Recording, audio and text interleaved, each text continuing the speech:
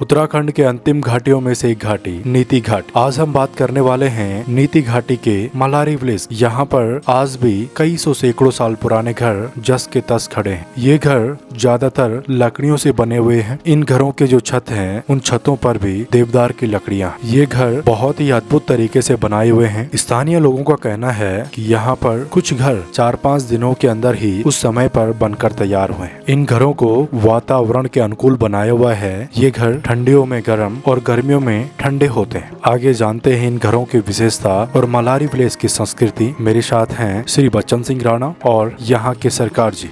नमस्कार, मैं हरीश एक नए अनुभव में आप सबका स्वागत करता हूं। इस समय मैं हूं नीति वैली के मलारी विलेज में और यहाँ पर दिखे मुझे कई सौ सैकड़ों साल पुराने घर। जानते हैं इन घरों के बारे में, यहाँ की संस्कृति के बारे में। तो किस सन में आप यहाँ पर ग्राम प्रधान रहे हैं? मैं 1996 से 2000 तक फर्स्ट में और फिर 2014 से ये 2020। ये घर कितने साल पुराने हैं? यहाँ पर इनकी क्या विशेषताएं हैं?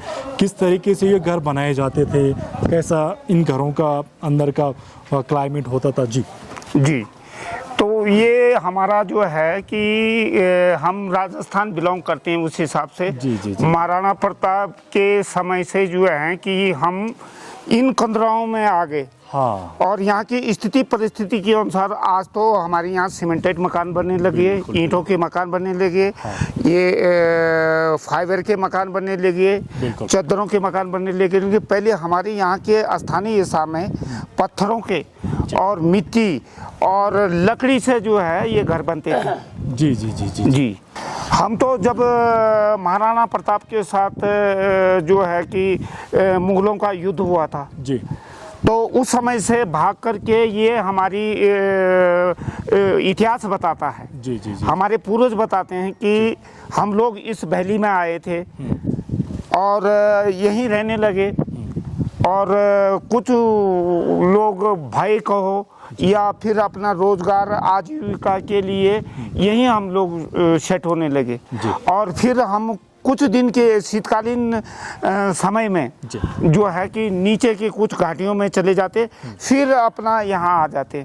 और जो है कि उसी समय से हमारा व्यापार तिब्बत से, चाइना से व्यापार भी चलता था। हाँ। तो हम जो है कि 1962 के बाद जरा प्रभावित हुए। जी। और आज भी प्रभावित हैं। हमारी जैसे इसी गांव की जो है 3000 नाली भूमि जो है सेना के कब्जे में है। अच्छा। और उस बात का भी हमें फख्र होता है कि हम राष्ट्र सेवा में भी हैं। इस गांव के बारे में, ये गांव कब बसा होगा और इस घाटी का ये गांव क्यों मुख्य गांव है? अब जैसा है साहब कि इस ह्यूमन बॉडी का आप यदि विषय में जानेंगे तो वैसा ही ये गांव जो है नीति घाटी की हृदय स्थली मानी जाती है। जी। और यहाँ के संस्कार भी अलग हैं, यहाँ के रस्म रिवाज भी अलग हैं, अन्य गांवों से मिलते जुलते हैं। लेकिन यहाँ पर धार्मिक कार्य इतने होते हैं कि हम अगर यहाँ पर 12 महीने रहें तो 12 महीने जो है धार्मिक काम होते हैं। मेरा भी अपना भ्रमण जो है उत्तराखंड में सारे जगह है, लेकिन यहाँ पर हर जाति के लोगों का, हर समुदाय के लोगों का जो है प्रत्येक का धर्मशाला है।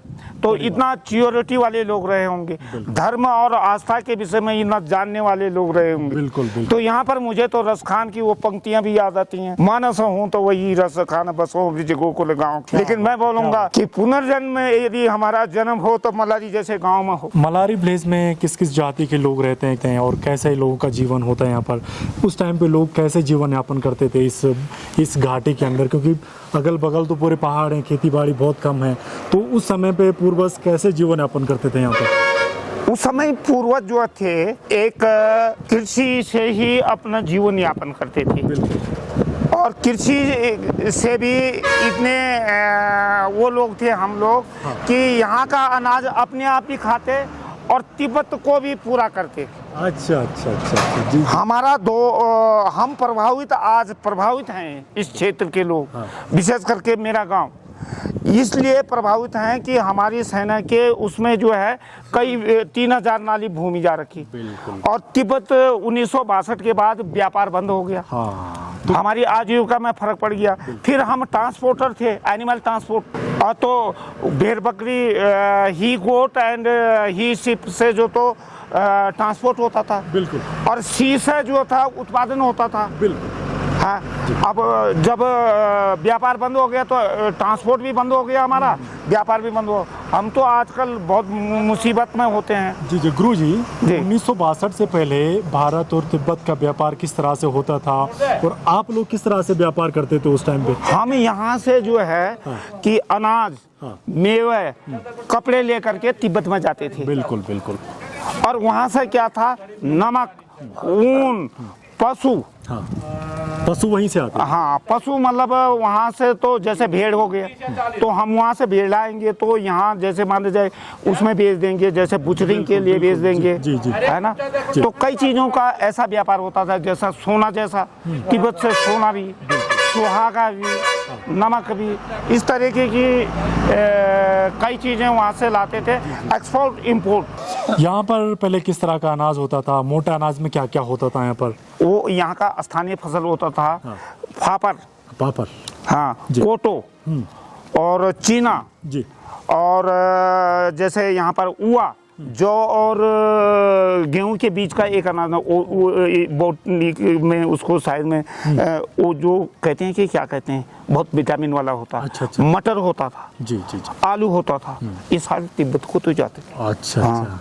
तो उस टाइम पे यहाँ पर बाहर से कुछ सामान नहीं आता था राशन के मामले में। हाँ। बाकी तिब्बत से व्यापार होता था ऊन का, और यहाँ से राशन का अदला बदली होती थी। लेकिन हम 2 in 1 थे। अच्छा अच्छा। 2 in 1 इसलिए थे कि यहाँ से हम कपड़ा ले जाते, यहाँ से कुछ अनाज भी ले जाते, जैसे चावल वगैरह। चावल तो हमारे यहाँ होता नहीं था, हाँ। लेकिन नीचे से ले जाते थे चावल। बिल्कुल। फिर मेवा ले जाते थे, मेवा हमारे यहाँ नहीं होता था। बिल्कुल। तिब्बत के लोग खानसारी ले जाते थे, गुड़, चीनी वगैरह ले जाते थे। जी जी जी जी। अच्छा जी गुरुजी, यहाँ पर जो घर दिख रहे हैं मुझे, जी, ये बहुत आधुनिक दिख रहे हैं मुझे, वो लकड़ियों से बने हुए दिख रहे हैं। हाँ। और 2-2 3-3 मंजिल के घर मुझे लकड़ियों के सहारे बने हुए दिख रहे हैं।